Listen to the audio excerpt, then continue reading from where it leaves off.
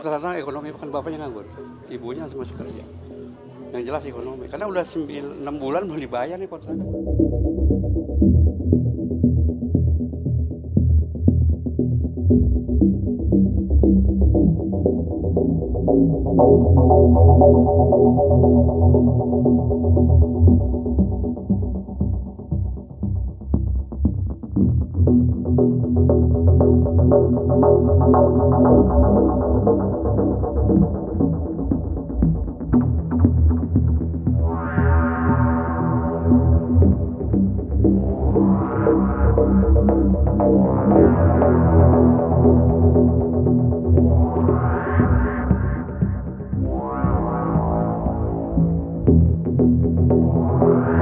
Kerja itu nggak pernah Pak, nggak toleransi nggak.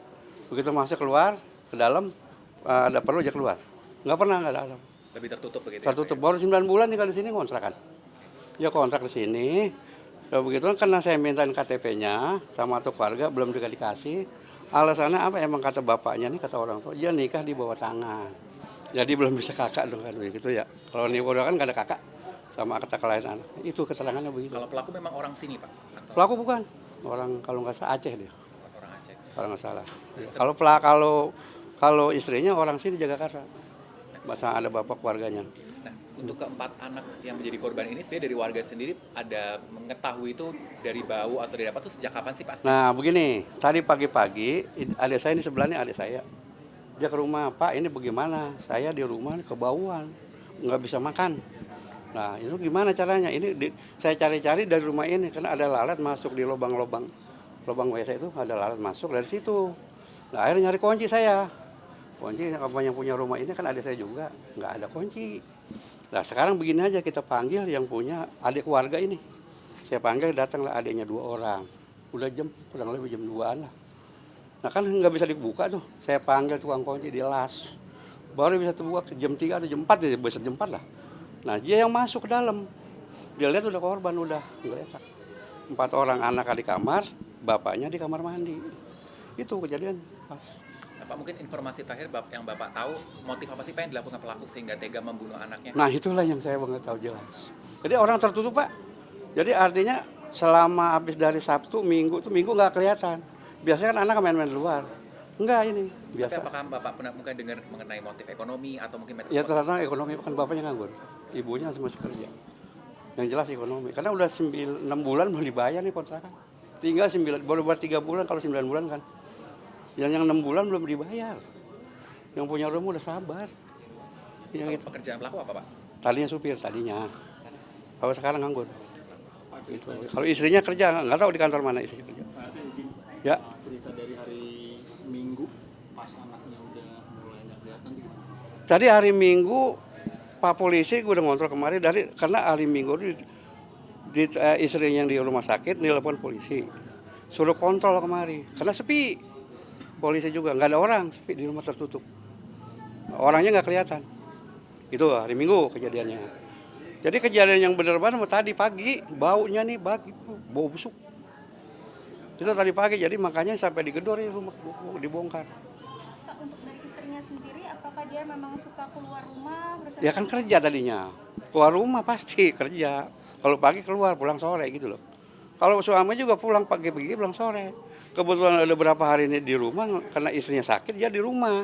Ngerawat anak itu 4. Jadi setelah KDRT itu istrinya balik lagi ke rumah ya Pak? Selama KDRT istrinya kan di rumah sakit sampai sekarang, belum pulang. Dari Sabtu. Sampai sekarang ini dari Sabtu sampai sekarang belum pulang. Pak ada obrolan warga atau laporan warga nggak terkait dengan KDRT-nya sendiri? Mungkin Kan belum.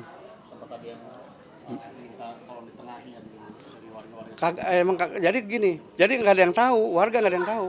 Dia beribu di dalam rumah, jadi sekitar ini nggak ada yang tahu.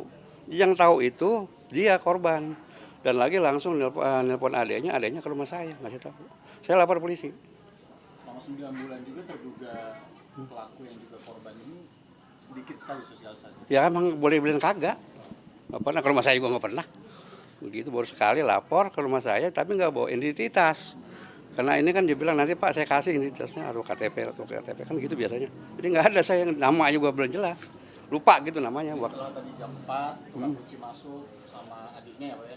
Ya masuk dia baru adiknya kelenger Pak masuk. Iya. melihat begitulah. Akhirnya lapor ke Pak RT. Ya saya emang ada di sini. Udah di sini makanya saya dari tadi ngurusin kunci ini sama keluarga. Saya nggak berani masuk kalau nggak ada saksi kan. Kemudian ke polisi. Hah? Baru kemudian Baru saya lapor polisi. Polisi datang, lihat, baru masuk ke dalam. Polisi yang masuk, saya belum nggak berani masuk, saya juga. Yang masuk di 2 itu. Ya, karena itu saudara ya, keluarga. Dia masuk. Dia nangis kalau begitu keluar, ngelihat ponakannya. Ngelihat. pas pertama tahu itu Pak ada jenazah gimana? Ya, taunya bau. Ya otoritas semoga tahu. Ya, dari warga, dari baunya. Nggak tahu dari ada dalam ada jenazah, nggak tahu. Respon bapaknya ketika Bapaknya kan nggak sadar. Pak RT maksudnya. Kalau saya bagaimana ya udah gimana ya kita, ya udah nggak bisa apa-apa. Respon saya yang jelas, saya nggak senang ada warga yang begini, nggak mau saya. Itu kalau emang nggak, kan saya bilang tadi, kalau emang nggak ada punya kan dibantu ke masyarakat, bisa urunan ke masyarakat. Kalau emang nggak pada punya, gitu.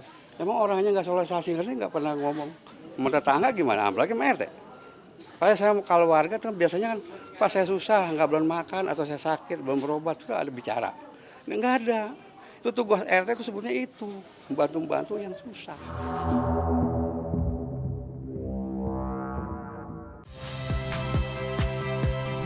Saya Agin Fridianto. Saksikan terus program-program Kompas TV melalui siaran digital, pay TV, dan media streaming lain. Kompas TV, independen, terpercaya.